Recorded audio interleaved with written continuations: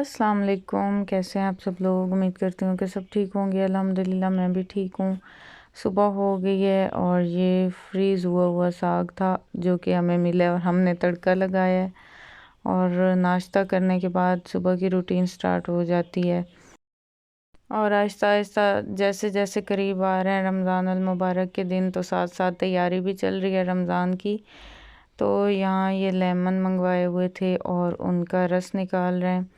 रस निकाल के इन क्यूब्स में डालेंगे और ये बहुत इजी हो जाता है। फिर जब नींबू पानी बनाना हो तो एक क्यूब उसमें ऐड कर देंगे तो बहुत अच्छा होगा। एक तो ये लेमन ख़राब होना स्टार्ट हो जाते हैं अगर ज़्यादा दिन पड़े रहें तो, और दूसरा फिर ये वाला झंझट भी नहीं होगा। बस नींबू पानी बनाते हुए एक क्यूब निकाला और उसमें ऐड कर दिया और ये एक क्यूब इनफ हो जाएगा क्योंकि काफ़ी बड़े बड़े क्यूब्स थे।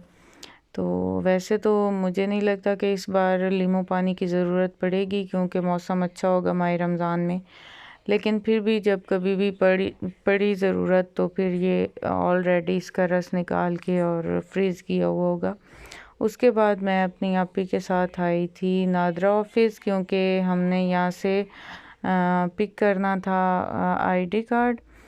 और हो तो काफ़ी ज़्यादा टाइम गया था, बिल्कुल बंद होने वाला था, लेकिन फिर भी दूसरे काम तो वो नहीं करते इस टाइम, लेकिन कार्ड क्योंकि हमने पिक करना था तो फिर उन्होंने हमें दे दिया। और उसके बाद निकले हैं और हमने जाना था शहर की साइड पे क्योंकि एक दो छोटे छोटे काम थे। तो बस चलते चलते ही वो हमने पिक करनी थी कुछ चीज़ें और फिर चले जाना था। कोई ऐसे सच ख़रीदारी नहीं करनी थी। तो ये कबीर वाला शहर है और बड़ा अच्छा लगता है मुझे। तो अब ये भी काफ़ी डेवलप हो गया है, पहले इतना ज़्यादा डेवलप नहीं था, अब काफ़ी ज़्यादा डेवलप हो गया है। और यहाँ हम पहुँचे हैं बाज़ार और यहाँ से हमने ग्लासेस पिक करनी थी। फ्रेम बनने के लिए दिए हुए थे, एडजस्ट होने के लिए शायद इसमें मिरर एक तो नज़र की थी ग्लासेस, और शायद दोनों ही दो ग्लासेस थी और दोनों ही नज़र की थी, खाला की थी मेरी और एक कज़न की। वो हमने पिक करनी थी और काफ़ी और भी प्यारे प्यारे डिज़ाइन मुझे नज़र आ रहे थे।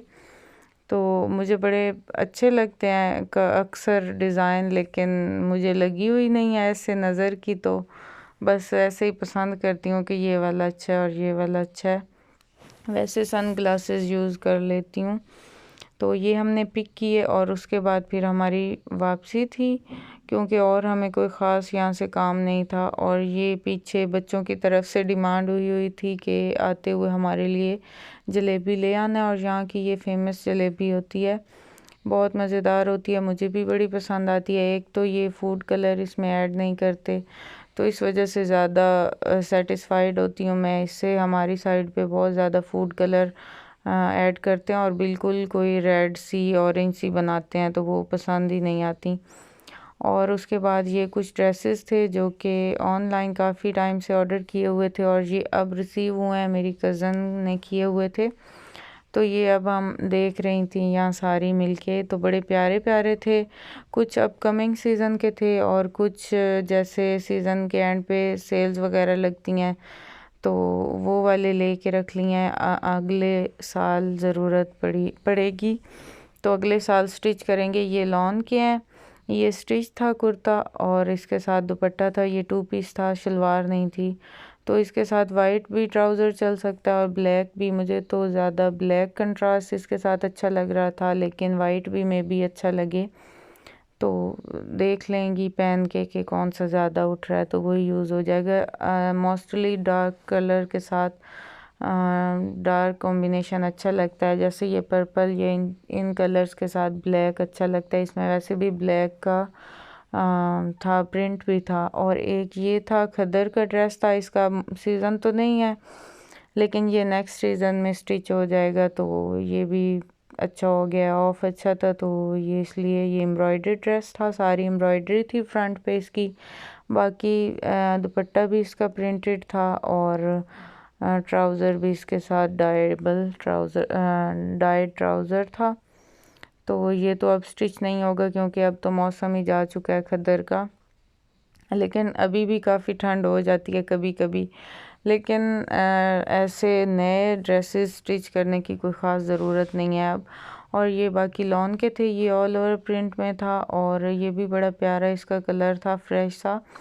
और ये उसके ऊपर वाइट जो है, ये सारी वो पेस्टेड प्रिंट जो होते हैं वो था, वाइट जो प्रिंट है। तो बाकी ये वाला जो था ये वैसे था प्रिंट।